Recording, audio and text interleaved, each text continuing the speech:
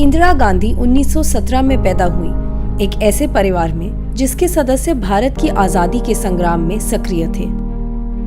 इंदिरा जी अपने पिता पंडित जवाहरलाल नेहरू के बेहद करीब थी और नेहरू जी की छत्र छाया में उनमें बचपन से ही देश प्रेम और जिम्मेदारी की भावना मौजूद थी। नेहरू जी के निधन के बाद लाल बहादुर शास्त्री जी के कैबिनेट में सूचना एवं प्रसारण मंत्री के तौर पर इंदिरा जी ने अपनी राजनीतिक पारी की शुरुआत की और अपनी लगन के बल पर 1966 में इंदिरा जी भारत की पहली और एकमात्र महिला प्रधानमंत्री बनी।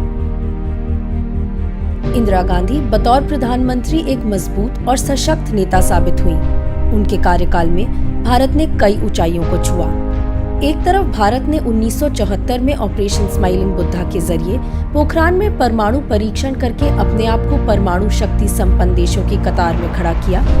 वहीं 1984 में इंदिरा गांधी ने भारत के पहले अंतरिक्ष यात्री राकेश शर्मा से बात करके विश्व समुदाय को अंतरिक्ष में भारत की सशक्त मौजूदगी का एहसास कराया। ऊपर से भारत कैसा दिखता है आपको? मैं बगैर किसी झिझक के कह सकता हूँ सारे जहां से अच्छा। इंदिरा गांधी ने 14 बैंकों का राष्ट्रीयकरण करके न केवल बैंकों को लोगों के दरवाजे तक पहुंचाया, बल्कि इससे अर्थव्यवस्था को ऐसी मजबूती मिली जिसका प्रभाव 2008 की वैश्विक मंदी तक कायम रहा और देश उससे बच पाया। इसके साथ ही इंदिरा गांधी ने देश और देशवासियों को प्राथमिकता देने की सोच के चलते महत्वपूर्ण उद्योगों का भी राष्ट्रीयकरण किया। पर इंदिरा गांधी को सबसे ज्यादा याद किया जाता है 1971 की जंग को लेकर। अंतर्राष्ट्रीय समुदाय के साथ कूटनीतिक ढंग से पेश आकर उन्होंने भारत में आने वाले बांग्लादेशी शरणार्थियों की समस्या को समाप्त किया और साथ ही शांत और रणनीतिक तरीके से पाकिस्तान के कायराना हमलों से निपटने का भी इंतजाम किया। इंदिरा गांधी ने दुनिया को अपनी ताकत दिखाई जब उनके नेतृत्व में भारत ने न केवल 1971 के युद्ध में जीत हासिल की, बल्कि बांग्लादेश को भी आजाद कराया और पश्चिम पाकिस्तान के भीतर कई प्रमुख क्षेत्रों तक पहुंचने में कामयाब रहा।